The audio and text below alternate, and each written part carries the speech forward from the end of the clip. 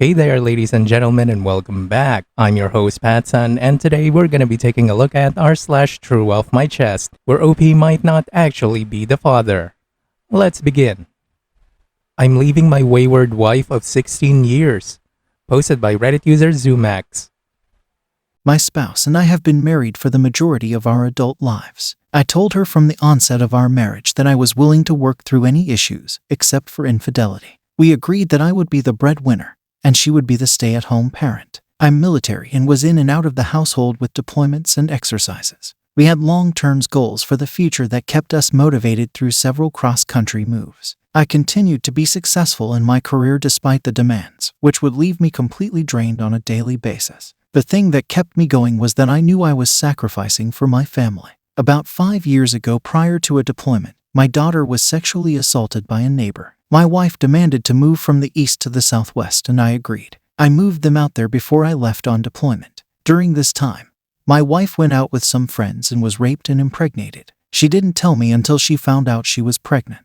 I thought this was an excuse for infidelity, but had no proof and supported her and worked through the abortion. She refused to file a police report or do a rape kit. This was a huge red flag, but I didn't want to push because I understand how traumatic it could have been. I returned from the deployment and finished my time on the East Coast, roughly 6 months. We bought a house at this time because we thought this was where we would retire after I got out. I visited as often as we could afford, then got orders to the West Coast. I drove 6 hours one way every weekend to see them for the last 3 years. Everything seemed to be going great, literally the best our relationship had ever been, until I got orders for a year stint on the East Coast. We decided to go as a family and treat it as an adventure. 4 months after we got here, my wife went on a mini staycation with one of her girlfriends. She met a guy and ended up going to see him and his kids, a 3-hour drive, on a Saturday. She told me that she loved the beach because it had wild horses and wanted some alone time to get a break from the kids. I didn't see a problem. The next weekend she ends up getting drunk and calling me the guy's name. I confirmed the infidelity 4 days ago and I'm complete wreck. My kids hate her, and I'm not sure what to do. She claims she wants to work things out, but I think she just wants to preserve her quality of life. It seems like this will be consuming the next 3 years of my life, and I couldn't be more devastated. OP, she's gonna be oblivious to everything unless you hand her the divorce papers. Look man, it's never too late to rebuild your life with someone else. She had one fucking job, and that was to be a faithful wife to a good husband. And she couldn't even do that. Actions have consequences. You won't be able to trust her anymore unless she's right in front of you for 24/7. But with the nature of your job, that's just not possible. Show your kids that it's not okay to cheat on your partner, and if you get cheated on, then it's time to go running for the hills. Do yourself a favor and save yourself from a lot of grief in the future. Get a lawyer, have her served, do what you have to do to move on and start over. It's never too late to be happy. Also, don't forget to DNA test your kids, because I'm pretty sure at least one of them is not yours. And now for today's second story. I don't like the relationship between my husband and his work wife, and neither does her partner. Posted by Reddit user WildGas8551. English is not my first language. I just want to put it out there because I see how you people are brutal when grammar is bad. I'm a beautician, married to an engineer. He is very intelligent, and I'm always proud of him. He has a colleague who is also very intelligent, obviously, that he is close to. Before the events that led me to this moment of seeking help online, I never had any reason to be uncomfortable about his relationship with her. I always felt secure in our relationship.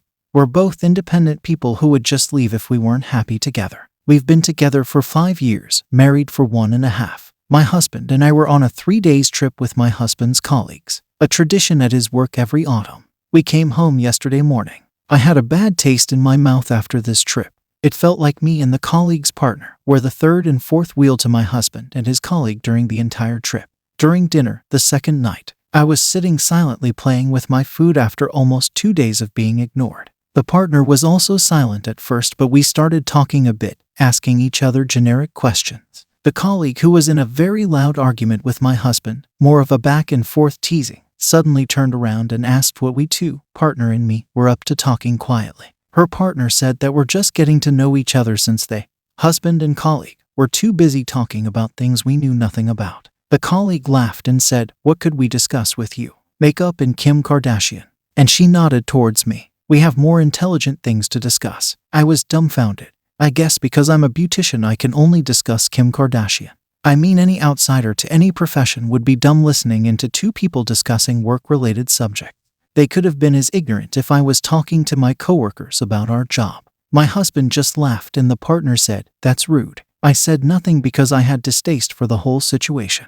On the last day of the trip, I spent most of my time with the partner. I ignored the other two. Yesterday evening the partner messaged me and wanted to talk about our significant others. He said that he has been feeling uncomfortable about his girlfriend's relationship with my husband, and that he went through her messages. He sent me screens where my husband and his colleague are basically calling me stupid and shallow, and laugh about it. Well, mostly the colleague saying mean things and my husband laughing and adding in. Sometimes he would say something like, "No, I love her," and she would answer, "You only like banging hot dumb chicks," and they laugh. When the texts aren't about my stupidity, they're about work, and in one of them my husband wrote, "I love your brain" to her. I started crying when I saw the screenshots. Never have I ever felt so self-conscious about my brains or profession. I love my job and I thought my husband loved it too, or at least didn't have this disdain for it.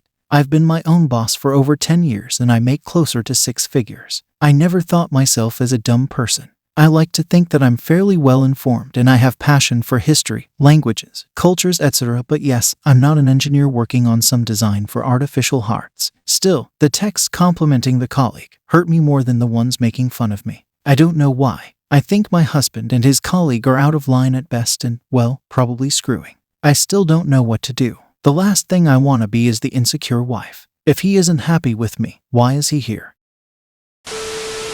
Now for the first update.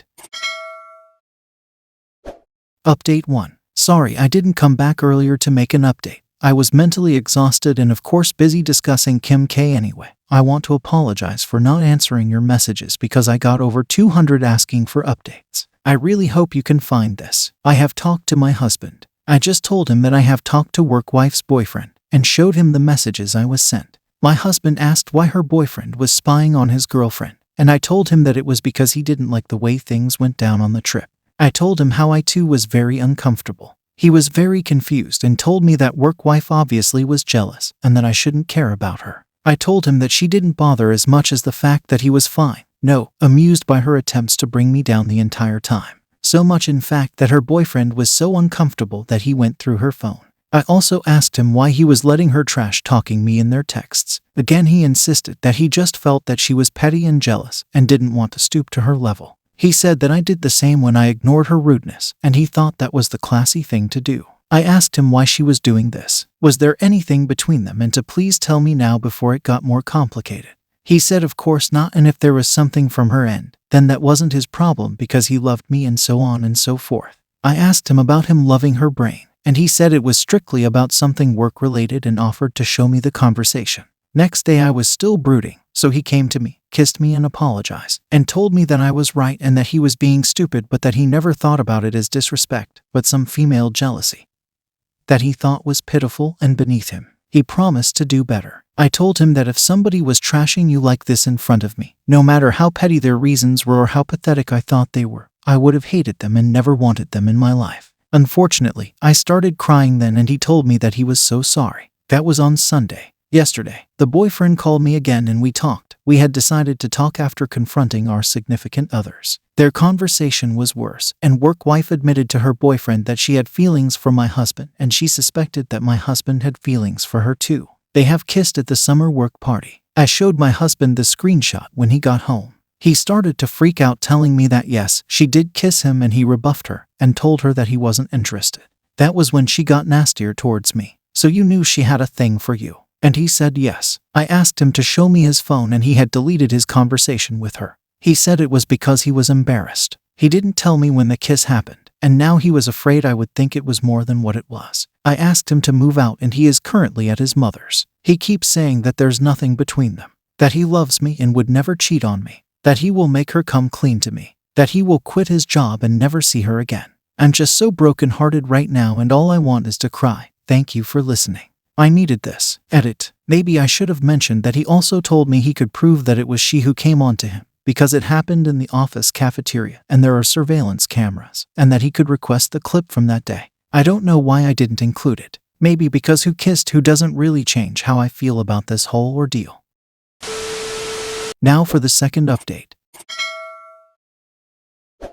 Update 2. Hi, I don't feel comfortable making a new update on the True Sub because honestly, I'm embarrassed that I'm taking so much of your attention. Writing, however, has helped me a lot, like it's therapy. My husband showed up at my work today. He said that he has never felt so scared in his life, like when he realized that he was losing me. He has contacted the boyfriend, apologized to him and asked him to forward all the texts between him and work wife. He printed them and gave me everything. Over a year's worth of texting. He told me when work wife confessed to her boyfriend. She sent the text about admitting the kiss to her boyfriend. The text I got a screenshot of.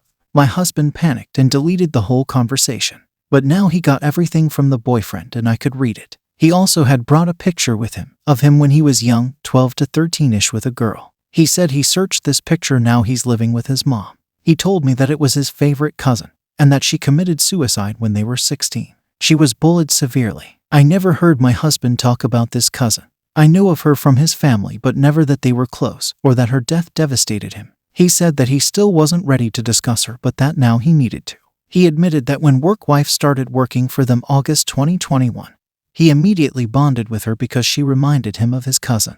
Both goofy, funny, and extremely intelligent. They even looked alike a little, kind of true. The bond got stronger when work wife told him about her tough childhood and how she was bullied throughout school, how she suffered and contemplated suicide. My husband said that he felt like he got his cousin back. Work wife knew that my husband was married, newlywed actually, and it didn't seem to be a problem for her in the beginning. He admitted that he sensed that she was falling for him very soon, but that he never really confronted her about it because he didn't want to hurt her feelings. When she saw me in a picture, she got very angry with him and said that she was very disappointed in him. I looked the type that would bully people like her and my husband in high school. She was disappointed and asked him what he saw in me. He told her that he loved me, but she was sour afterwards, accusing him of being shallow. He asked her to give me a chance at the Christmas party. She didn't change her opinion, however. He wasn't bothered that she disliked me because he thought that she was jealous. He knew that she was decided on not giving me a chance, and that was fine with him. He thought that this will be one of the things they will have to disagree on.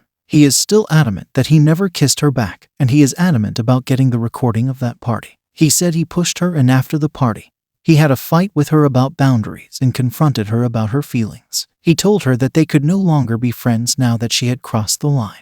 We went on a 5-week vacation the day after that party, and he said that if I read the texts from that time, I would find that she had apologized several times asking for forgiveness, begging him not to ditch her as a friend. After summer, their relationship was strained, but they eventually became closer again. He said he doesn't know why he felt like she needed him in her life, like she needed his protection. He always thought about being put in harm's way, and he couldn't stand the thought. He swore it was never romantic or sexual. He admitted that he loves her like a friend, or like if his cousin was still around.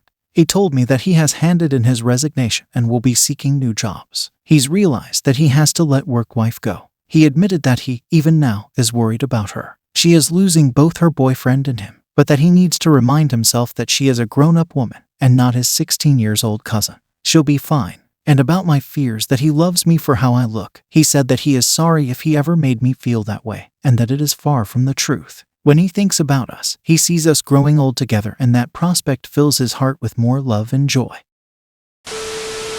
And now for OP's final update. Update 3. I'm not sure about my feelings towards my husband anymore. I do love him very much, but something has changed. I feel so sorry for his cousin, and I feel so sorry for his work wife and him, for what these girls had to endure growing up by people who looked like me. But it had nothing to do with me. None of what happened had anything to do with me just because I look a certain way. Yes, I had it easy growing up, and I still have it very easy compared to many, but I never hurt anybody in my life. Not intentionally anyway. How I look doesn't mean that it's okay for them to walk all over my heart. Not when I'm his wife. I think I represent something for him that isn't me, and I hate it. I love him, but I don't think we are a good match. I think he needs to be with someone like work wife. I think he needs someone who he can relate to. And there's no amount of empathy that I could muster that would make him see me as his comfort when I look like their bully from school. OP, I'm really sorry that you're feeling so conflicted right now. But from your post, I really don't think that the co-worker's comments were truly about you looking particularly like any person from their high school. I think it's much more likely that she thinks attractive people are shallow, rude, and mean, which isn't really always the case. In my experience, attractive people are more kind and compassionate towards others. It's the people that likes to pretend that they are attractive that are the true assholes. So please, OP, don't put yourself down and let her shallowness and her jealousy tear at you. If you feel really conflicted about how you feel and what to do, I would highly suggest getting individual and couples therapy to help you sort out how exactly you feel, how your husband feels, and what's the best way for you to move forward, whether it's going to be together or not. I suggest this because I don't think you would be wrong for wanting to leave him. I mean, who wouldn't? He was talking shit about you behind your back. OP, you seem to be getting weighed down by all of the emotional distress this situation has caused you, and having a third party can help you get the clarity that you need to feel more confident in the decision that you will make. And whatever that decision is, OP, I hope that it will bring you happiness. Good luck. Hey there, ladies and gentlemen, and welcome back. I'm your host, PattSun, and today we're gonna be taking a look at our cheating stories, where OP's ex-wife went absolutely insane when she found out that OP has moved on. So sit back, relax, hold on to your Dragon Balls, because this is another long one, my friends. And make sure to listen until the end for one heartwarming conclusion. Let's begin. My high school sweetheart wife cheated on me for years with multiple men. Posted by Reddit user Albino Stoot. Hi all, I'm new here into Reddit in general, but found this sub after I started dating my current wife, a Redditor, and it's been eye-opening to read what everyone's gone through. I decided to share my story of my ex-wife L as a kind of airing out of the whole thing, to help myself order my thoughts on everything. I'm also hoping to help out anyone on here who's currently in a relationship with a wayward spouse and isn't sure what to do. Maybe this will help push you to get out of a toxic spot and take what you deserve from life. I grew up on a 26-acre horse farm out in rural Ohio. Growing up, I was a loner and preferred reading books to talking to people. Only ever had a few girlfriends, if middle school even counts, and didn't really put the effort into actually have a relationship with much of anyone, besides a few close friends. My parents had gotten divorced when I was young. I lived with my mom and saw dad every other weekend. This did have an effect on me growing up, mainly that I had a hard time knowing what a healthy relationship looked like, and didn't really have time with dad to have a healthy male role model. Mom had a series of boyfriends, some of which were physically abusive to my brother, and I remember getting backhanded across a room at 10 by one of them, or belted anytime anything at all was out of order. Another one used glue traps for the mice in the garage, and made us watch when he'd cut them off the traps, which he'd do by cutting all their legs off before throwing the still living, legless mouse in the trash can. Real gem, that one. I learned very quickly to just keep my mouth shut and act generally pleasant, because anything else might get me punished, usually hit. This also made me develop an unhealthy attitude of just grin and bear it, don't have issues, and if people were bad to me, I'd just take it. Whenever I could, I would recess into myself and my books. I was a voracious reader, had over 1,000 books on 5 double-stacked bookshelves in my bedroom. I'd hide in there in the winter, once all the chores were done. Anytime the weather was good enough, I'd be outside, reading in the forest, out in the hay field, and spent a lot of time over in the old cemetery across our field. It was beautiful, but looking back, probably not the healthiest lifestyle. Sorry for the backdrop dump. But through some therapy, I've come to realize that my upbringing put me in a vulnerable spot for staying with an abusive partner. My hang-ups and coping mechanisms just led me to tolerate a lot of intolerable behavior from people. Elle and I met when we were in our mid-teens at a church lock-in that neither one of us wanted to be at of all things, and hit it off right off the bat. She was one of those mid-2000s quirky girls, writing weird poetry, yelling spork, all the standard stuff at the time, and decently attractive with curly hair. She came up and challenged me to an air hockey game, and you know how the rest of that story goes. We dated pretty much exclusively for the next 7 years, finished high school together, went to the same college, even got the same scholarship to attend the same local state college. We had our ups and downs, but I put that down just how relationships must be. She was erratic at the best of times, tried isolating me from the few friends I had, because they were jealous of her taking all my time. She'd cry over the smallest stuff, hit me when she was mad over things I had nothing to do with, and just generally pester me to shower her with love. She needed constant validation from everyone around her and wasn't too shy about trying to get it. I put up with all this because she was my first real girlfriend, and she was great at just minimizing her bad behavior into something I was just too dumb to get. I just think she was being irrational, but would put up with it to get back to our normal lives. College was where the more obvious red flags started coming. Within a few months of her coming to college, she was constantly hanging around with other dudes in our dorm, honors dorm. There were all male and all female suites that shared a building. I would ask if we were still good and get positive answers, but then find her sitting on some guy's lap in his room later that same night. Multiple times I caught her making out with randoms and just generally behaving inappropriately with guys. After I told her everything I'd seen and threatened to break up with her if she didn't tell me the truth, it came out that she'd given one other guy oral, which she described in excruciating detail. She said she was obsessed with him because, no lie, he looks like the guy from Napoleon Dynamite and is just really hot. Yes, should have ended everything we had right there for that comment alone. But we'd been together for nearly 5 years at that point, so I thought we could fix things and reconcile. I confronted the guy, she cut off contact, and things got better for a bit. I ended up getting a decent job with a local construction company my junior year of college and saved up enough in 6 months to make a down payment on a house. This was in 2008 in an older steel town, so housing values were pretty much rock bottom. I talked it over with Elle, and we decided to buy a house fairly close by our school and just start our life together while we finished up college. We also got engaged shortly after moving in. I thought that by removing her from the co-ed dorm I'd fix her cheating issues, and it really did seem to work for a bit. All in all, it seemed like life was looking up. There were some good years for a while. She got a job selling books, then went on for a graduate degree. Actually, she tried for 4 different graduate degrees, but kept quitting because they weren't what she wanted to do. I paid for the ones she couldn't get a scholarship or student loans for, and just generally supported her and her decisions. We got a dog and some cats. I kept working at that same construction job for a boss I hated, but it paid the bills. Got married in 2010 when we were 23. Kids, don't get married young. You don't know what a good relationship is yet. I want to get across here that it was exactly what I thought the good life was. I'd get up early, give her a kiss, and head into work, where I'd occasionally get reprimanded for not reading my boss's mind. I'd do draft and job takeoffs, or going to a job site and wear myself out doing whatever work they needed, since it was a small business and everyone wore a lot of hats. Then I'd come home, let the dog out, and listen to Elle talk about her day. If I complained about my day, I wasn't being manly enough and was just adding to her stress, so I'd just start making dinner or mow the lawn. Whatever. Rinse and repeat. I thought this was completely normal and maybe even better than average. The wheels really started to come off, though I didn't know it for a while, when Elle got a new job with a local energy company doing mapping. She was finally making more than minimum wage, and was only there for a few months before her boss's boss took notice of her. I don't think it was 4 months before suddenly she's getting a job as a process assistant in a large nearby city, which was a 2-hour drive for her. I'm not sure of the details, but within those same few months she started an emotional and eventual physical affair with her new boss. Still don't know what to think of this, since the guy was 30 years older than her, was recently separated from his wife, and was literally living in his mom's basement.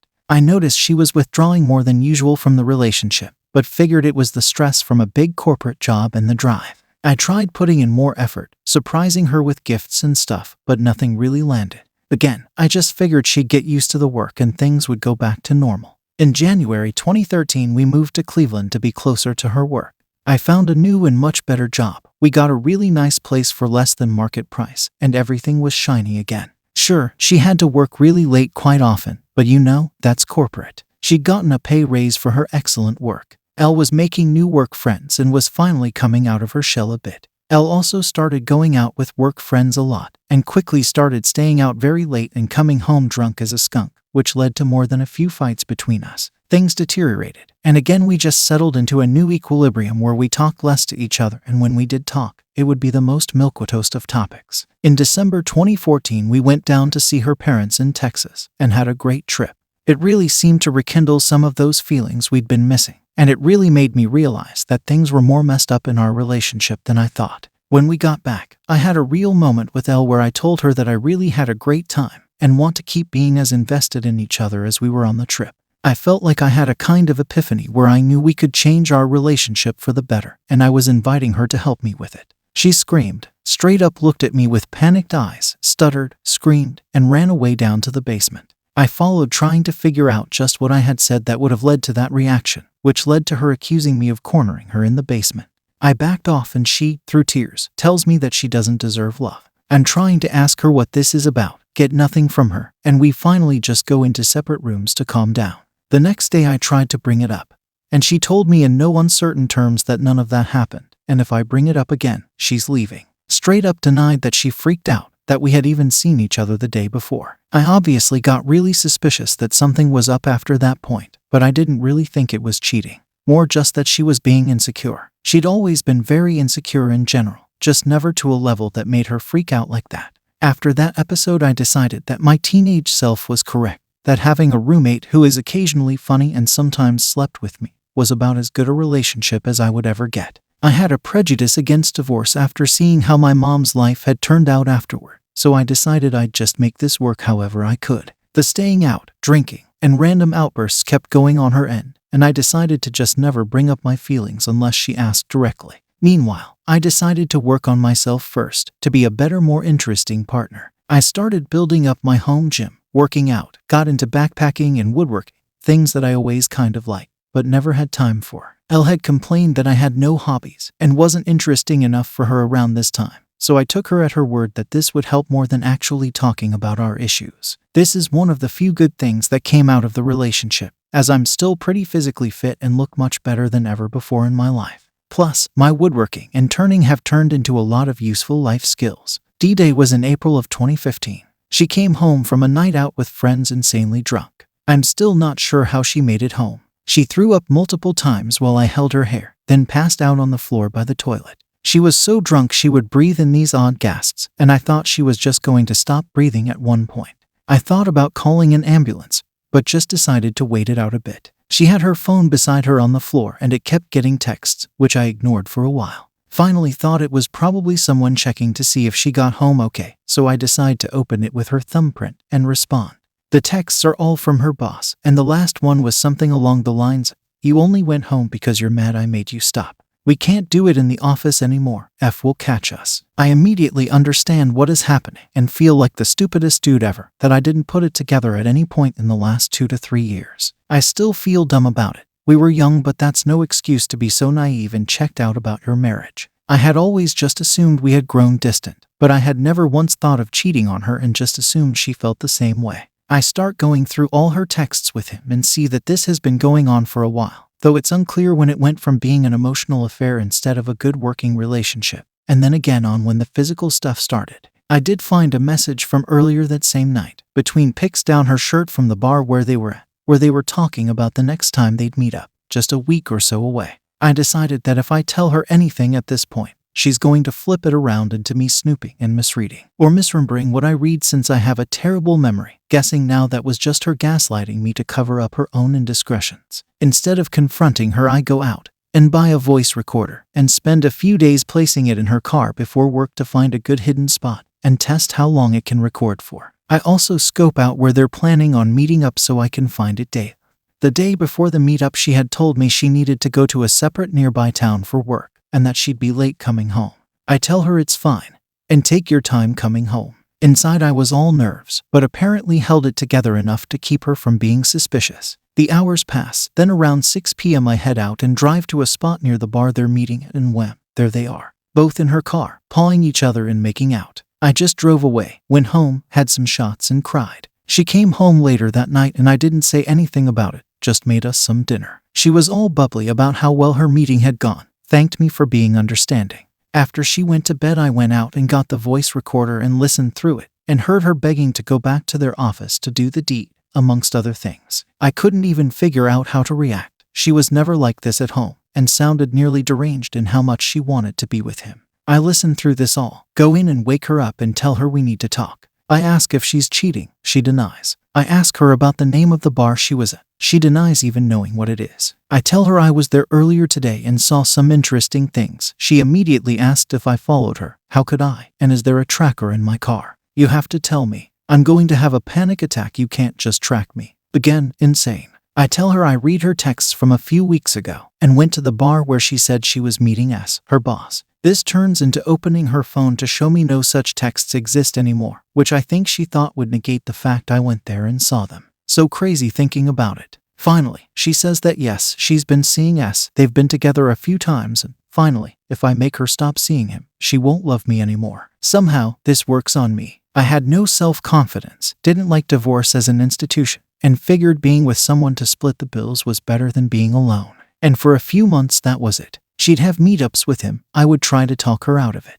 There were crazy moments. S had other girlfriends and L knew about them and got jealous of them. One time she came home, sobbing, and I hugged her while she told me that she thought S was breaking up with her for someone else. I just went still inside. I don't think I felt anything other than a kind of ironic humor in it, like an eye-rolling feeling. Still don't know why I stuck around after that. And of course, they kept seeing each other. Around this point she also started having one-night stands with random other guys. I found out about a few of them over the years and suspect a few more. Finally, I drove myself into having a panic disorder and decided enough was enough. I gave her the voice recorder and demanded she break it off with S and record herself while she's telling him or I'm out. She cries but finally relents. The next day she does what I asked. When S found out, I knew he immediately panicked, and I got to watch those texts come in on L's new Apple Watch that she didn't realize doesn't delete texts that you remove from your phone. Things settled a bit, and we went to marriage counseling for a session. I agreed to not tell the counselor about her infidelity this session, as the condition for L to even go.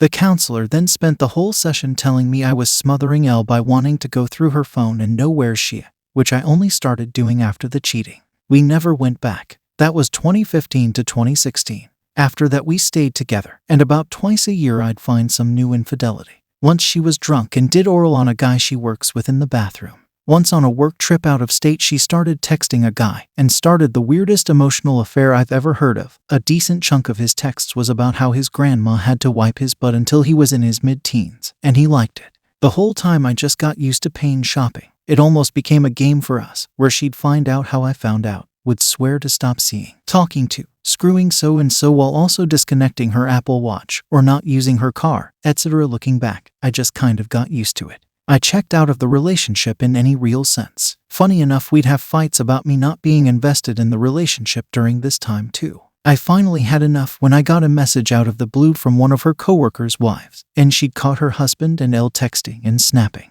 She sent screenshots of them to me and said that she wanted me to know. The screenshots really drove home to me that L wasn't just prone to stray, or was making mistakes over and over. I know, it's dumb, but when you're in the relationship, if you excuse one thing it gets easier the next time, and I had gotten to the point of excusing everything. We'd have our ritual fight over it, she'd end the affair, and the cycle begins again in a few months. In the screenshots from N, L was saying things like I should have done you the first time I saw you, setting up meetings, etc. I confronted L with the texts, and her first reaction was annoyance that the guy didn't hide it from his wife better. It blew my mind. And when I was talking with N, it was obvious she was crushed. They had 2 kids and her husband's actions were likely going to tear the family apart. And here's my loving wife mad that he was too dumb to hide it properly, and she knew he couldn't handle this sort of relationship. N sent me some texts later on after the affair was in the open of L telling the guy that there's basically a code of conduct for cheaters, and this guy didn't follow the rules. I snapped out of it. Like I finally felt awake after 6 years of affairs, and 10 years before that of just general abuse and incoherence. I moved into the finished half of the basement, slept on an air mattress by my gym, and started drawing up dissolution papers. I figured if the dissolution failed, I could always hire an attorney and get a divorce. I ghosted L as hard as I could, being in the same home, 100% gray rock. L started love bombing me, in her own weird way.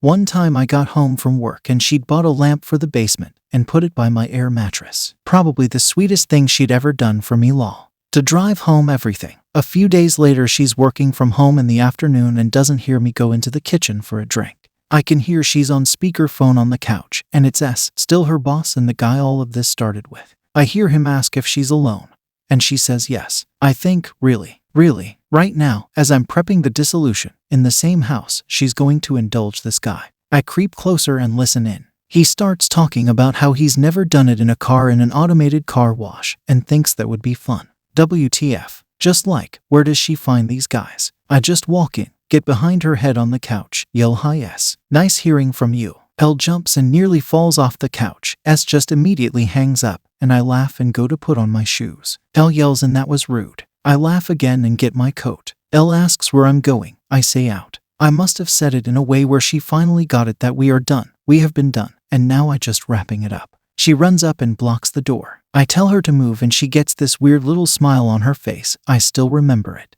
Like all this was still a game. That if she blocks the door then I'll just have to stay and we'll still be married. That her plan to keep me by physically blocking the door has no chance of failing. And I'm just stuck now. I grabbed her by her shoulders and picked her up and moved her. Just feet off the floor right over to the side of the door. Then gently back down on her feet. Told her if she tries to keep me here I will take her apart. Because I don't have it in me anymore to deal with her. And all the anger I'd been pushing down my whole life was still all right there. I had never touched her violently. And still never have. But that was the closest I got. I drove off to one of my favorite local bars. Hung out with friends I'd been making the last few years. I texted Elle that I knew she had another work trip coming up that next week. And that when she got back, she wouldn't be welcome back in the house. Lucky me, she never came back. Moved in with a guy she'd been seeing down there, where they both lived in his brother's dining room since said guy was unemployed and living with his brother. Again, gems. Her cheating life was a regular gem mine. I only saw her a few times after that.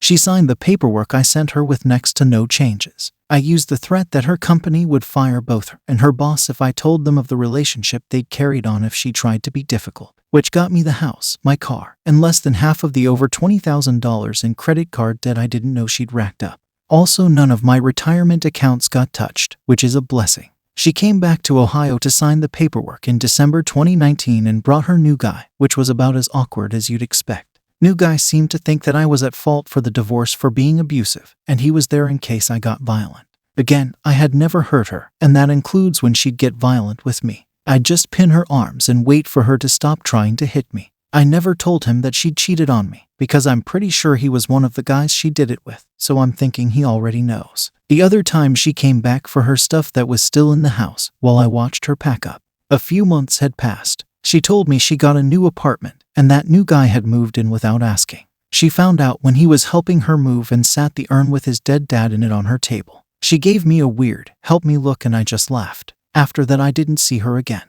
Within a week of the divorce, I got cold approached by a girl at a concert and got her number, then again at a local event. Within a month I was actively dating 4 people, all of which were better than Elle in every way. My friend said that I had that fresh on the market vibe. Lol. I was just happy for the first time in a very long time, and it made it easy to attract people. I calmed down a bit on the dating, though I did have a few girlfriends. Doubled down on my workout routine. Went to Peru and hiked the Cordillera Blanca Mountains, and almost got stuck there when COVID-19 hit. Got into my ancestry after a 23andMe test and found a weird little utopian commune that was founded by a guy with my last name, though it's mostly historical buildings now. Elle tried to stay in contact over the last few years. Sometimes for actual important things, mostly bull, just trying to keep me in her life somehow. I ignore it, though I've got some funny insights. Like how the new guy immediately started fake proposing multiple times a week, and it was freaking her out. She texted me once saying that taxes suck as a single, so she's getting married for tax reasons. When she found out I had found someone and gotten engaged, she sent a congratulations card to the house that she had hand-painted herself, which immediately went in the trash. Or the fact that new guy was recently diagnosed with MS. I don't see Elle sticking around and suddenly finding her caring side to take care of a dude 10 years her senior with a neurological issue. In August 2020 I encountered my current wife. See, she's amazing. Had gotten out of a bad marriage with a guy who seems a mirror image of Elle. We hit it off when I was talking with a buddy of mine, and I said, I'm just looking for someone normal. She heard me and we both looked at each other for a second with a funny, me too look. Got married after 2 years of dating this last September, and we've never even fought once in the last year. She takes care of me. I take care of her. We talk every day and it's always beautiful. It's really tough to describe, but she's the one. I'm doing much better now. I look back on all that, on literally half of my life, and wonder why I stayed for so long and through so much, especially when it was so easy to find someone so perfect afterwards. If any of you made it this far and are currently in a bad relationship and wondering what to do, I get it. I think most of us get it. You put up with stuff that you think you never would. You think that this person you've put so much effort into can't be doing this on purpose. You'll excuse next to anything. You actively make yourself into a doormat. It's not worth it. Just get out. Because whatever led to cheating once, it'll happen again and again after that. Cheaters will tell themselves whatever they need to not feel bad about themselves and their actions. They will always justify it. to themselves and to you, and you'll always wonder what they're doing when they're not with you. You deserve better. So leave, cut losses, do whatever you need to. My hang-up on divorce and low self-confidence kept me in way longer than I ever should have, and nothing that happened in the relationship in the years after I found out helped me in any way. The only person that can get you into a better headspace is yourself, and focusing on you and the people that actually care about you. It gets better once you leave. Holy shit. Oh man, dude. Oh. Okay. Well, I know it sounds sad. I know this was supposed to be a sad story, but it's really not.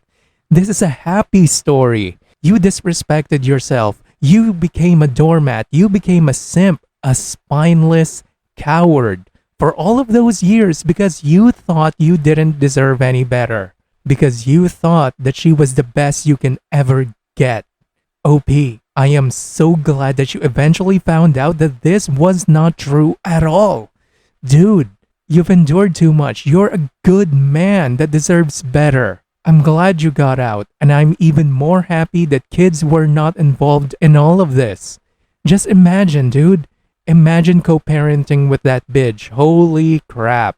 That would have been a fucking nightmare. OP, do not let this happen again. Do not allow disrespect. Good luck. Hey there, ladies and gentlemen, and welcome back. I'm your host, PattSun, and today we're going to be taking a look at r/Surviving Infidelity, where OP's fiancé had a meltdown after getting her affair exposed. But before we begin, I just wanted to let you know that the original post was much longer and had multiple parts, but due to personal reasons, OP had to delete them and instead post this shorter version of the events that happened. And that's the story that we will feature today, so I hope you guys understand. I finally stood up for myself to my fiancé. Posted by Reddit user Bullfrog Profile. Hey everyone. In short, fiancé had affair starting in July, going on dates, physical affair, even meeting up with the affair partner overseas. I was trickled truth and found out the majority in September. She found my Reddit profile teach and score, which is my entire story. I finally did it. Even after D-Day, she was lying to me about still seeing affair partner. On Tuesday, her Gmail was up on my computer. I remembered seeing a name come across her phone and decided at random to search the name. I found Airbnb receipts, emails, and a folder of photos of them on their dates and kissing as recent as last weekend. The visuals flipped the switch. The next night, I sat down with my family and told them everything. I couldn't lie to them anymore. I felt a weight lifted off my shoulders. My parents were happy. They and my fiancé had a lot of history. I sent her a text to gather her things and please move out to live with her mom. She said it wasn't cool. I flipped a switch and kicked her out. The next night, she stopped by to grab more things. She went through my Apple Watch and found out I told my family. She flipped, threw my clothes outside, saying this is all my fault, sucked in bed, didn't have sex enough, let your little forum make you believe you were perfect, and if you did everything right this would have still happened. Now, she's texting me she misses me, willing to do anything to be together. She doesn't want to move out. Yet, when asked, still won't come clean about still seeing affair partner. You had months, you saw me at my worst, and kept seeing affair partner. I saved the photos and emails for evidence. Seeing all of it just changed me entirely. It's like my brain won't let me get sad anymore when I have those bad waves. I can't get those pictures out of my head. I feel as if I am able to finally move on by not having her here. TLDR, lied to since D-Day. Came across pictures, stood up for myself and had wayward partner move out. Now they are wanting to stay together. OP, everyone has a line which cannot be crossed. She probably assumed that you continue to pine over her, to take her back, to forgive her, and so on. She has no idea that she pushed you over that line and is surprised by that. Good on you for exposing her, OP. Good on you for kicking her sorry ass out. But you're very early in the process. She will try to love bomb you, to ask you for forgiveness, to do all sorts of begging, pleading, and manipulation to take her back. You will hit a point of loneliness, of thinking about the good times, and you're gonna eventually miss her. But those are the moments to look at the evidence and let it harden your heart against her attempted manipulation. Since your parents have a history with her, if you feel like your resolve is weakening, OP, go talk to them. Let them remind you of how much of a piece of shit your ex is. They're your support network. You can lean on them more. Good luck and stay strong, man. Now for today's second story.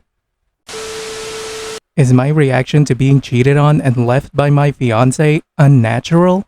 Posted by Reddit user OKSafety8707. I'm 28 male. Had one lover my entire life. We met as adults when I was 24. Growing up due to anxiety, I always had trouble being intimate with women and feared I would spend my life alone. She at the time saved me. She was extremely soft, kind, and patient, and I fell deeply in love with her. I didn't think it was possible to be so connected to someone. She was my best friend in every single way. We moved to a beach town together, and I was 100% positive that my life would entail raising a family and growing old with her. To my complete shock, she randomly told me she is cheating on me with her coworker and leaving me. Sorry to those who have already read this part of the story. Anyways, I fell into a very real, very scary state of depression. For the past month, I've been physically unable to get out of bed until 2 to 3 p.m. I've lost 20 pounds and I'm already a really skinny dude. I'm on meds that don't seem to be working and seeing a therapist. I have a solid career in government that I'm essentially trashing. I have a great supervisor who gave me a lot of sick leave, but my plan is to move back to my mom's with no job lined up and completely restart at age 28. I simply can't work right now and can't stay here alone in this town. I guess my purpose of this post is to see if this is beyond the scope of what is normal after experiencing this, and I'm dealing with a bigger problem than situational depression. Has anyone else been here? I now know why this sub is called Surviving Infidelity. OP, it's not uncommon for the betrayed to become very depressed. However, this isn't your fault. It never was. You were forcefully placed in that position by your selfish partner. You must realize something, OP. You must realize that no one should ever love someone else more than they could love themselves. You can't allow your past to dictate your future actions. Seek counseling for depression specifically. If you're already taking a prescription, it may have run its course and your body has become immune to it. Therefore, you may need a different one. Go consult your therapist on this. Our final story is from r/relationship advice. My ex-husband's daughter just announced that she's getting married. Posted by Reddit user @throwra_ring. My ex-husband and I married too young.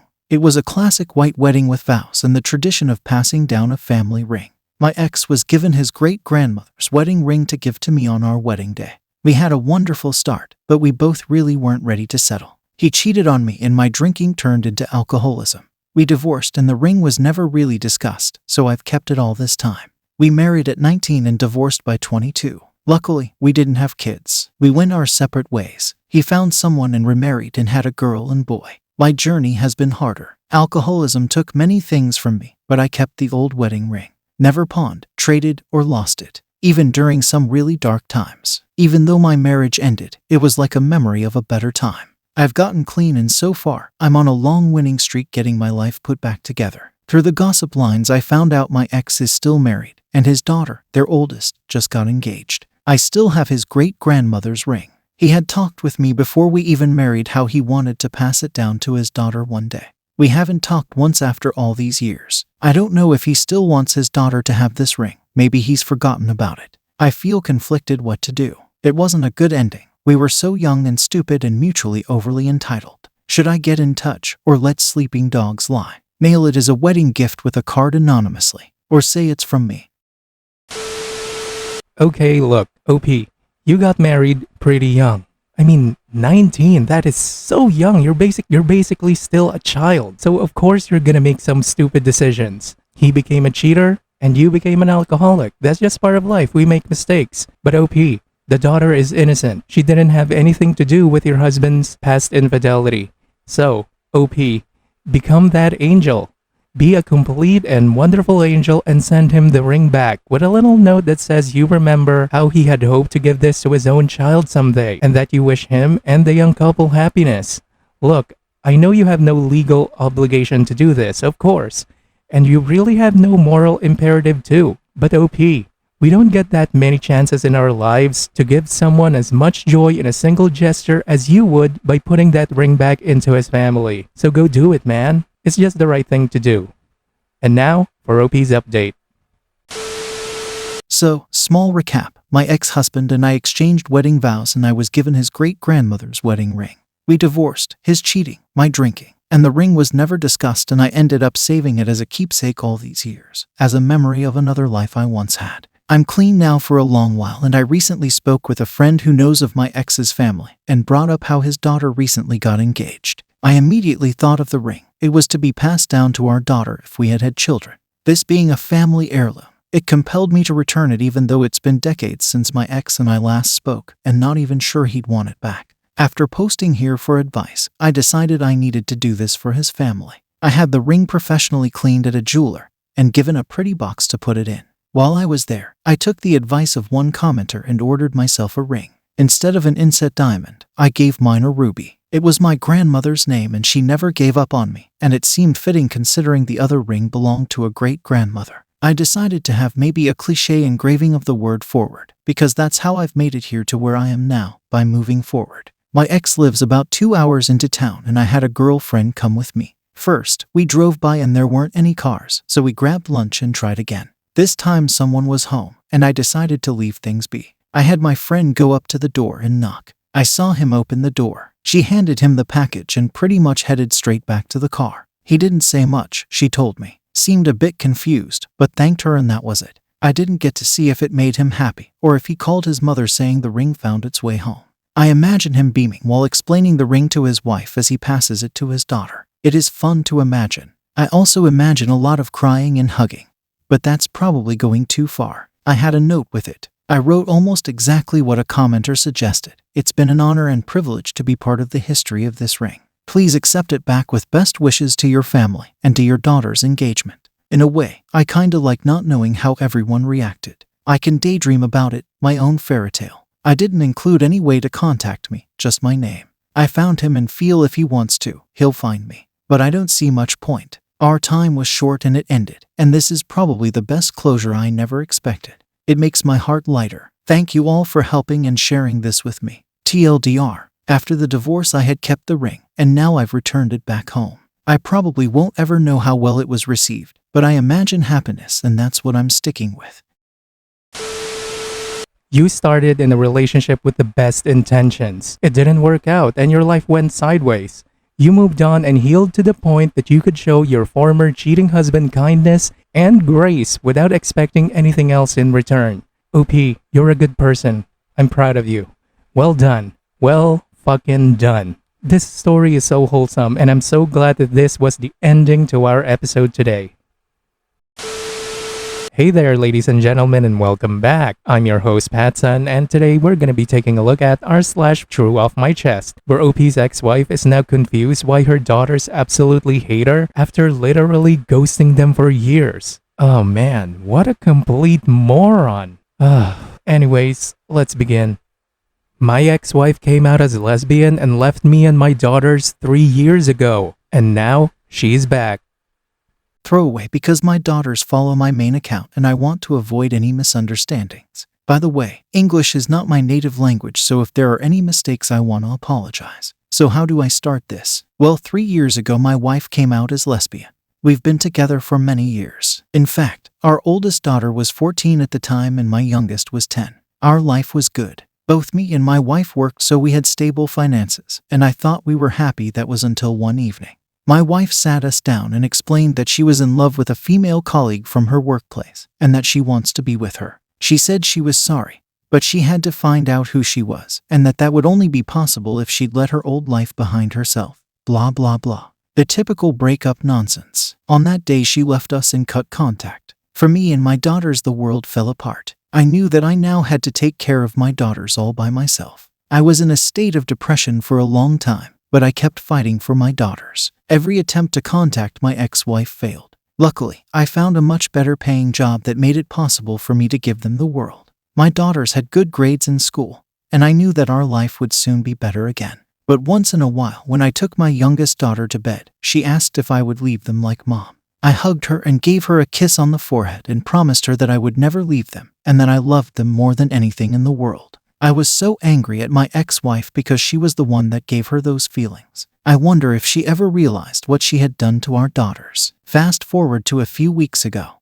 My daughters and I sat in the living room and I told them that because Christmas month was already next month, they should write down what they want for Christmas. My oldest daughter is now 17 and my youngest is now 13. While they were busy writing, the doorbell rang and I wondered who it was. When I opened the door, I froze in shock. It was my ex-wife with a big smile on her face. She said she was happy to see me and she tried to hug me, but I refused to hug her. My oldest daughter then came up behind me and asked me who it was, and when she saw her mother, her face expression immediately changed. I've never seen her so angry. My ex-wife tried to apologize and she wanted to hug her, but my daughter pushed her away and shouted at her to leave and that she never ever wants to see her again. Then my youngest daughter also joined us. She just got angry too, turned around and went to her bedroom.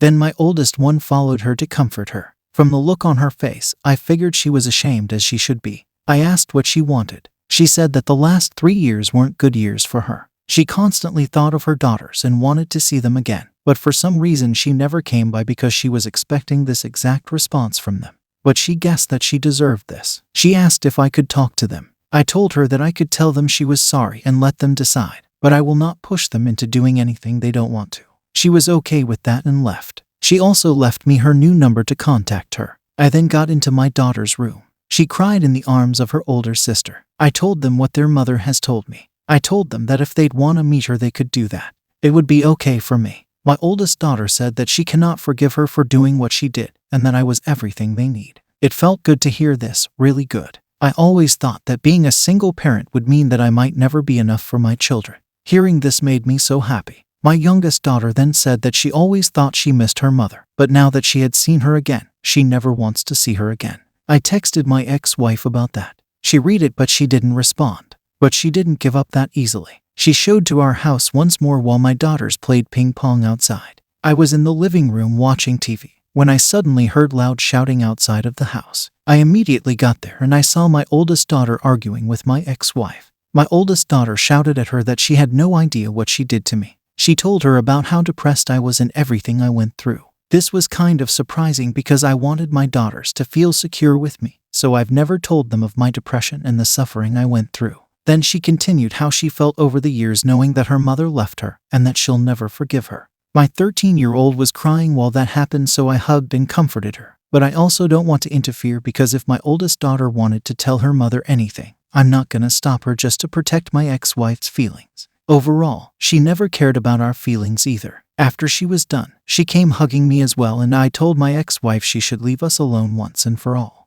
If she ever showed up here again, we get a restraining order. She left with tears in her eyes. Well, that was 3 days ago, and she hasn't showed up again so far. I just hope she leaves us alone. My daughters made it very clear they don't want to have anything to do with her. I wanted to give them the opportunity to meet their mother again, because if there is any chance that my children have a mother again, I don't want to stay in their way. But I'm glad they didn't give her the chance. I don't know if it makes me a bad person to think this, but I also don't think that my ex-wife deserves to be with her daughters again. So I hope the last encounter delivered the message. Thank you for reading. Oh man, damn dude. Okay, so let me get this straight. I know you didn't say this outright in your post, but based on the details that you've given, she's definitely been having an affair with her coworker. And then she left you and her daughters while she started a new life with that said affair partner. Wow, what a piece of shit. Okay, moving on. Look, OP, you can really tell that your daughters love and respect you deeply, and you love them in return. OP, the thing is, children are not idiots. They see things, they hear things, they can feel things, okay? Whether we like it or not, humans wear emotions on their sleeves. It's difficult to hide what you're feeling, especially to the people that you are really close to. For example, your children. You might try and hide it, but dude, your body language, tone of voice, even your eyes can give it away. So OP, don't cause your daughters any more emotional trauma. Your wife did enough, so go file that restraining order. And now, for OP's update. I actually thought about not using this account anymore, but I promised you an update, so here I am. She appeared again, but luckily not at home. I think about what's the best way to describe what happened today. Let's just say it could also be a part of one of those bad-written stereotypical drama series. My younger daughter came home today with a mad look on her face, and when I asked what was wrong, she started to explain. It all started when my younger daughter got out of school today. Usually, she just walks home, but this time my ex-wife waited for her at the exit.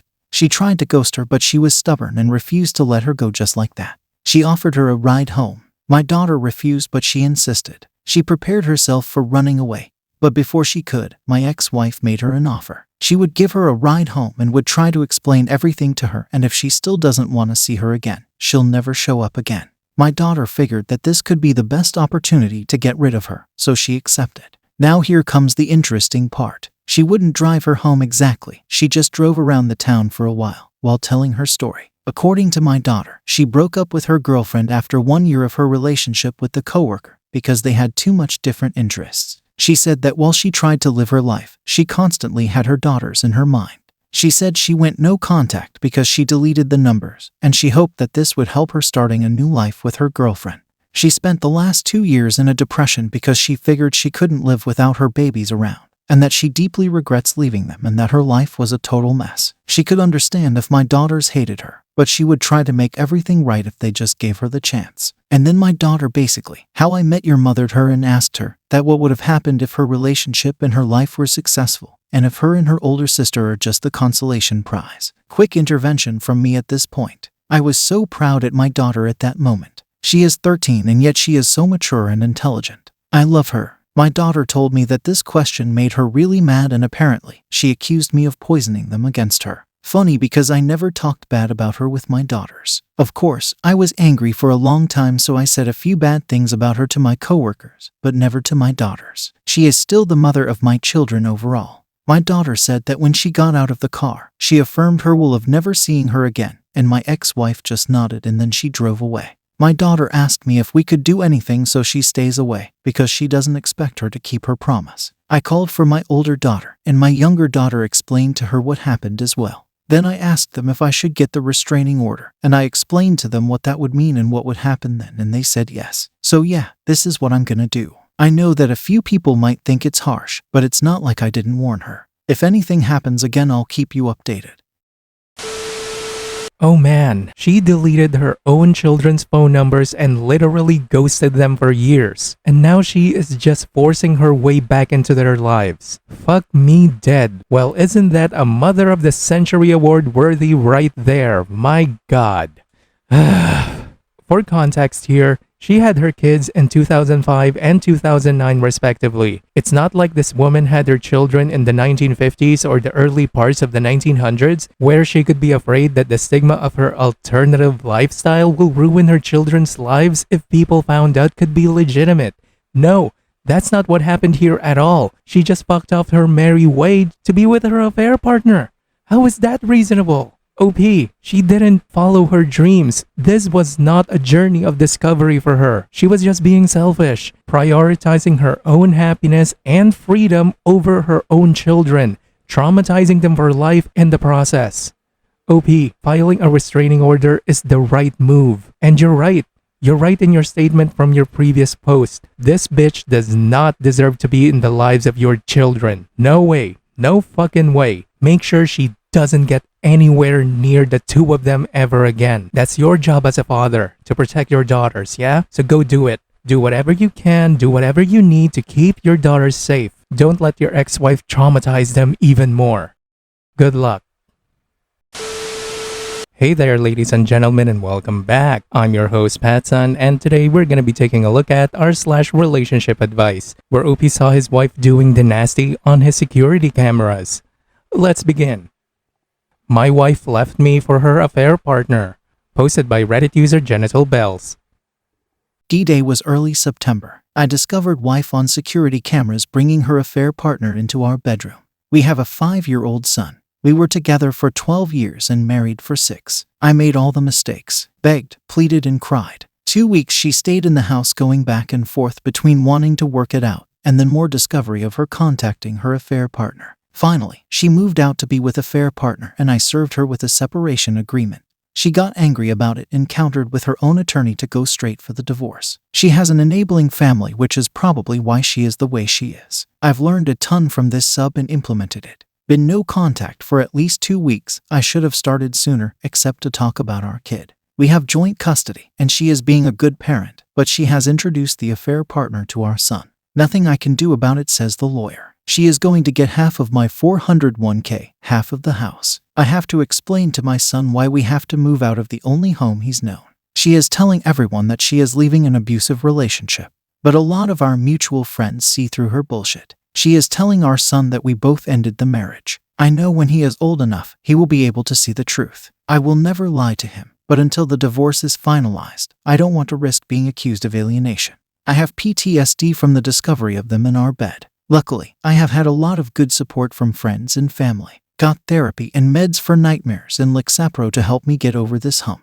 Walking for 30 minutes twice a day. I've made way more progress than I ever thought I would at 2 months out, but still a long way to go. So far, she has not engaged in any cake-eating behavior except for the first couple of weeks. I think this is an exit affair. We did have problems in the marriage. She said she felt unloved and like I never wanted to go places with her. She delivered the "I've been hurting a long time" line. She shows zero remorse or empathy during the whole ordeal. I wanted desperately to believe that she was in limerence, but I know now that it doesn't really matter if she is or not. Cheating is black and white and I can never trust her again. It feels like such a tragedy, but it's true. I'm 42 and I can't imagine finding another relationship at my age, and with a kid and a cheating co-parent that I have to stay in contact with.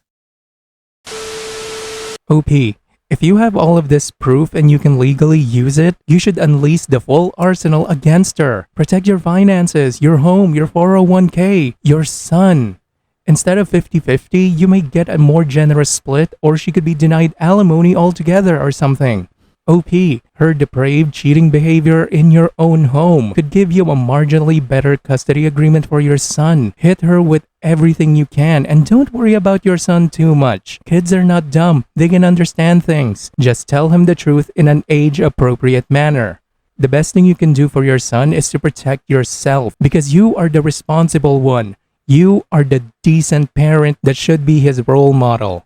Someone who would bring an affair partner into their own home, have sex with them in their own bed, is showing the utmost disrespect for you, your marriage, your family, and most importantly, your son. You need to go scorched earth here, my friend. Stop being the nice guy. Being the nice guy might be the reason why she cheated on you in the first place. I don't know why women do this. I don't know what goes into their brain, but they like chads. They like the bad boys. So I'm pretty sure the affair partner is a complete ass. Don't worry about dating someone else right now, OP. Protect your son, protect yourself. Good luck. And now for today's second story. My ex-wife came back after leaving me 3 years ago with my nieces and nephews. Posted by Reddit user Remote Career 1099. Before marriage, we had both agreed to not wanting any biological children, or children in general. After marriage, we were still in agreement that children were not in our future plans. I even had a vasectomy. We were adamant on not having children. We wanted to live together, just the two of us. Everyone on both sides of our family knew of our decision, and though some of them insisted, later they didn't care as much anymore. So for 8 years we were happy, well, as happy as a married couple can be. Our communication was great. I believe she was my soulmate. We were together a total of 18 years. I knew her like the back of my hand. I loved her with all my heart and soul. Then comes 2019. My sister and her husband unfortunately passed away in an accident, leaving behind 3 young children aged 7, 5, and 10 months. It came down to a situation of who would take care of these kids. My brother-in-law had 2 sisters, but they had multiple kids of their own, so it didn't seem feasible. As for his parents, unfortunately they were already deceased. That left my side of the family. My parents could have taken the children, but they're on the older spectrum and well beyond their child-caring days. So that left me, the only sibling. And of course, the other option, foster care. Understand that there is no way in hell I was letting this happen. So I took the kids. Now their parents had been responsible financially, so taking the kids isn't much of a financial burden. Their college funds have been somewhat taken care of, so really, I just need to focus on their upbringing and providing for them. Before taking the kids, I spoke with my wife, laid out the options and why they weren't feasible and why I needed to take them in. My wife agreed that foster care wasn't an option when I was in a position to take them in. However, she also said that she couldn't stay married to me once I took the kids in. This came as a shock and a surprise. At no point did she make the choose between her or the kids. There is a reason why my ex-wife doesn't want children.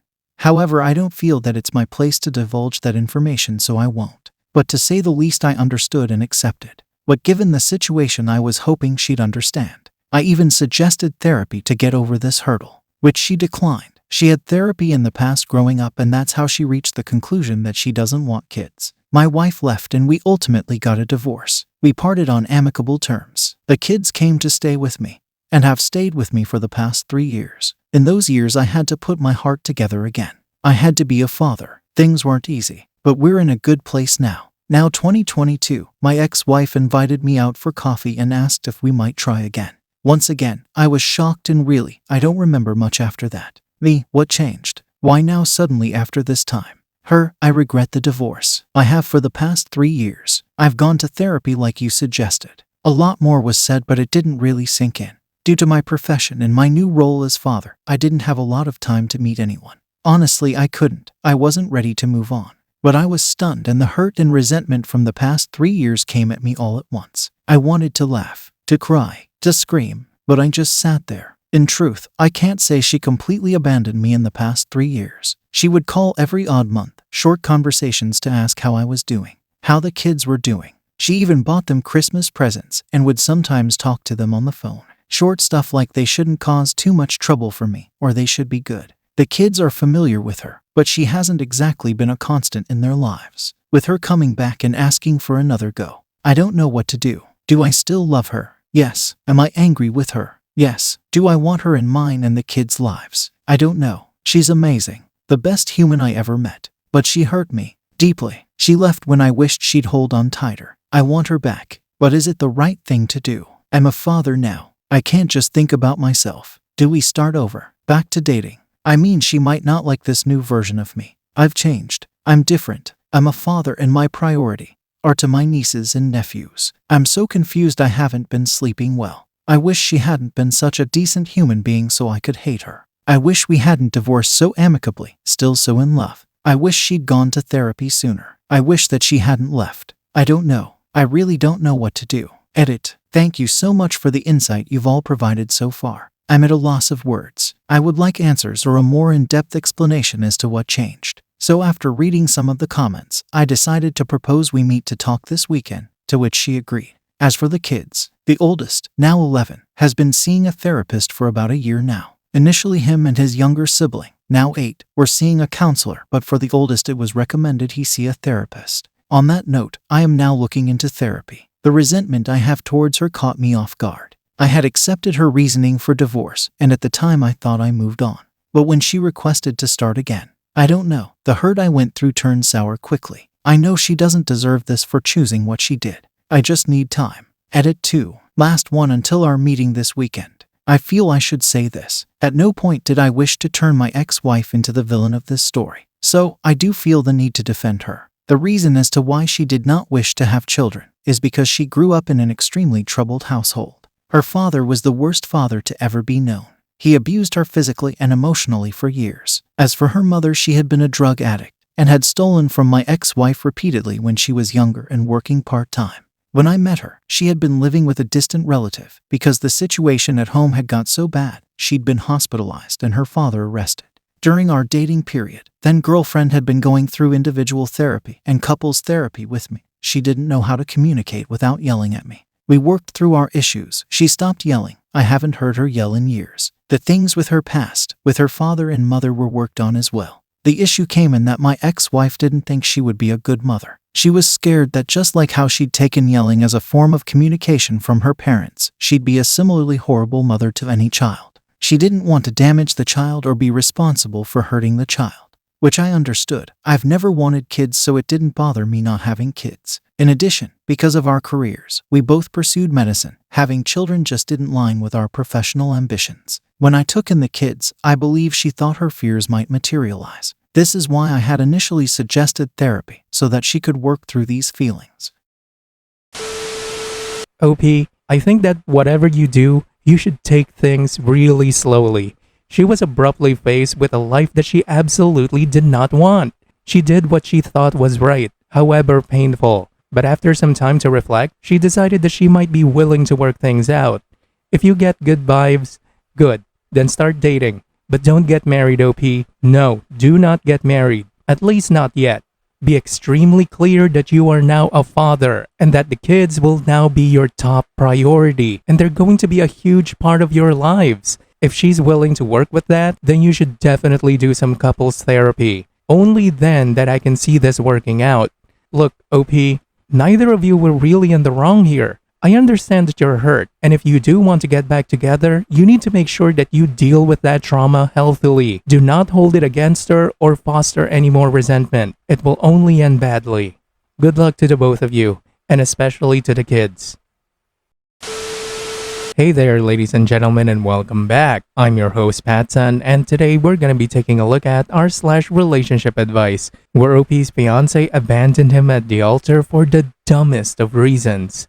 Oh man, OP, I'm so sorry. Let's begin. My partner of 7 years left me at the altar and now wants me to take her back. Posted by Reddit user ThrowRA5643278. My head is at a million places right now, so excuse my incoherency. My girlfriend/fiancé/ex-girlfriend had been dating since she was 19 and I was 21. We've been through everything together and basically grown up together. I've always known that when she really panics, she tends to run away from things. She used to randomly break up with me and try to dip when we were very young, but we talked it through and got better at that, and she hasn't done that for years now. Anyway, I proposed a year ago, and it was hardly a surprise. We'd been discussing marriage for years. We both knew we'd be on board to do this after she finished her MBA and got a job in my city. Everything was perfect. The past year has been very hectic in planning a wedding, since we're both from another country where grand weddings are the norm. And we had to fly people out, etc.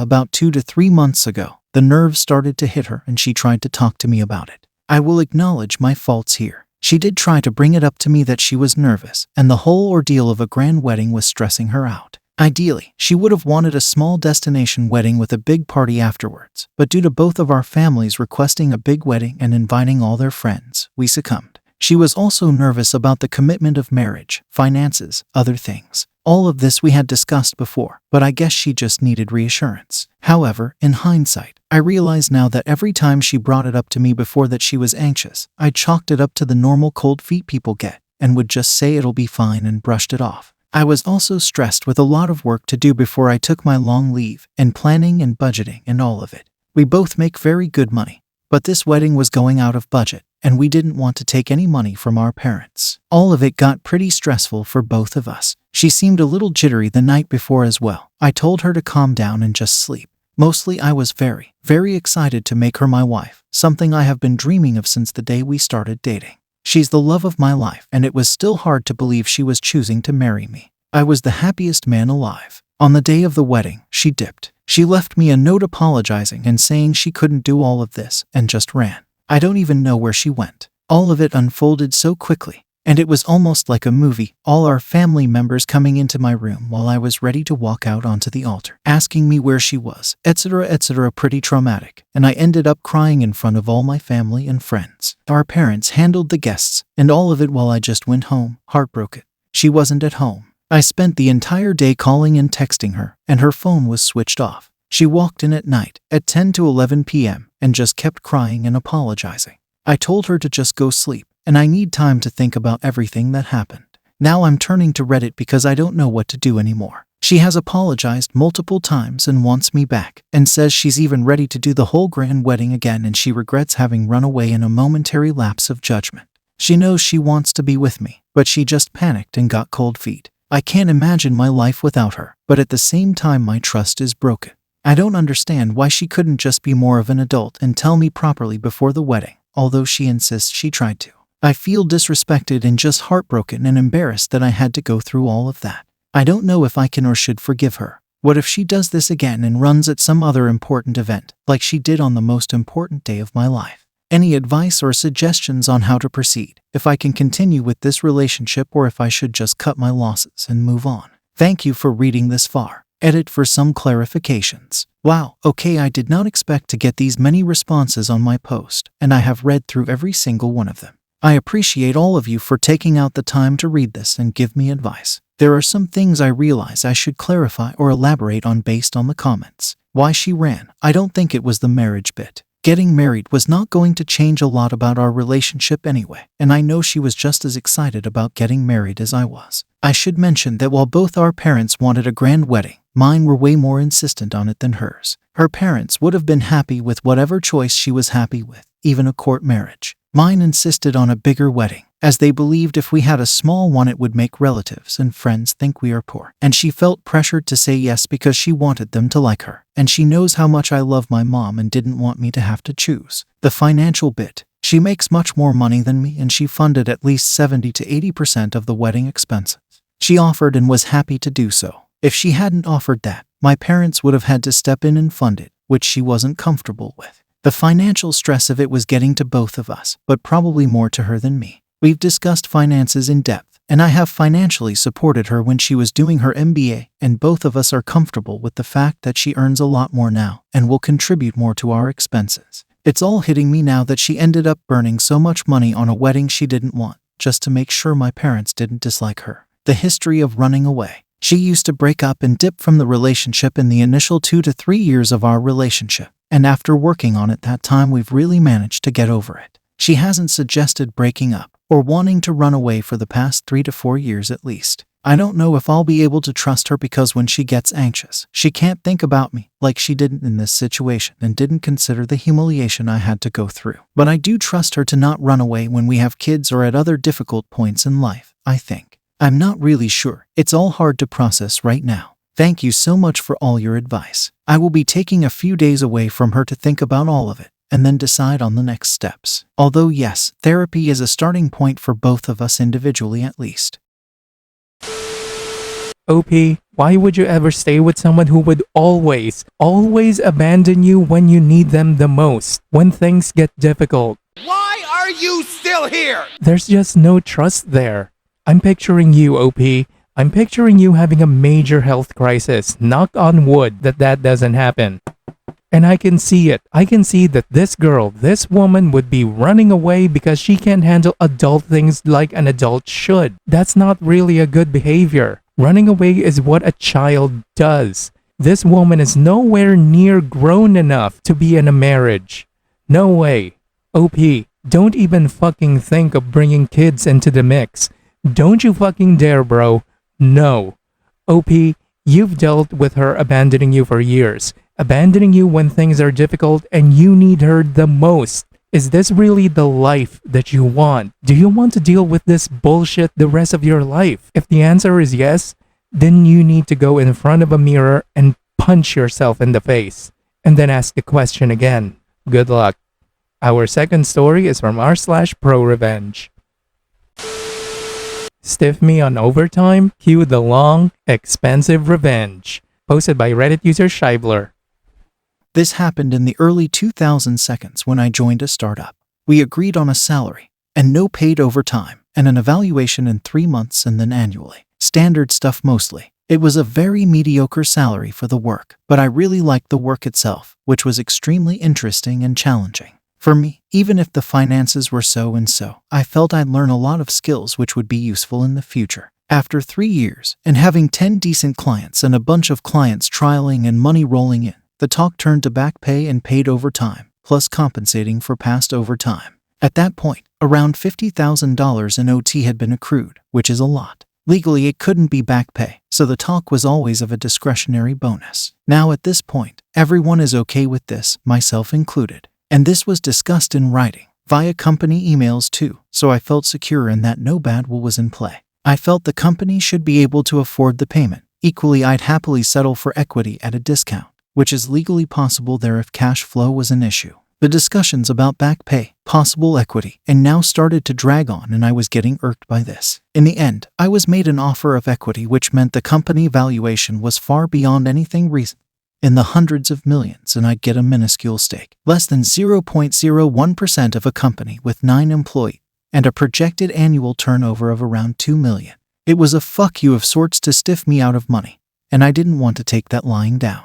To say I was furious was an understatement. Anyway, the day he made that offer I handed in my resignation. This sent the CTO into panic mode because the CEO had refused an updated contract. And I was still on a 1-month notice period plus I had a lot of untaken paid leave. Basically, it meant I was walking out right then and there. So, off I went that very same day, to the shock and surprise of everyone, I guess. The next day I sent an official, registered letter requesting my overtime and back pay and received a negative response, which I followed up with another, detailed demand. This was also rejected because the bonus was discretionary and there is no overtime. However, I'd been seeking legal advice and I understood that they don't have a leg to stand on if I am willing to pay for an attorney. As the liability in such matters is firmly and 100% on the employer, I was willing.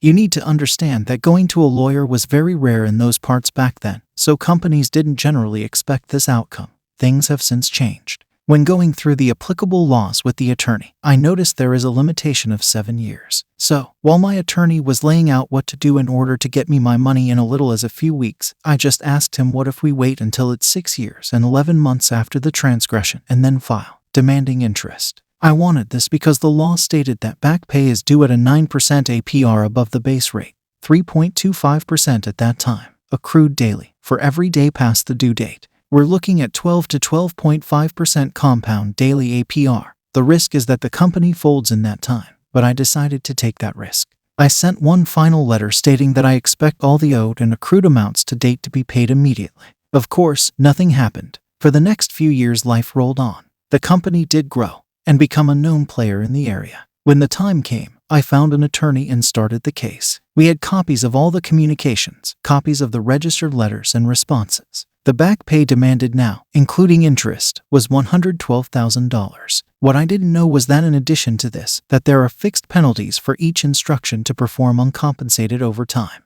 The total demand was something like $135,000. To say that the CEO, who was still CEO, lost his shit would be an understatement. I got a very verbally abusive phone call which I dutifully recorded, as it wasn't completely unexpected, and was added to the filing. The CEO fought, or tried to, but when the judge heard the phone call, he took an immediate dim view. Reading through all the communication just put more nails in the defense's coffin.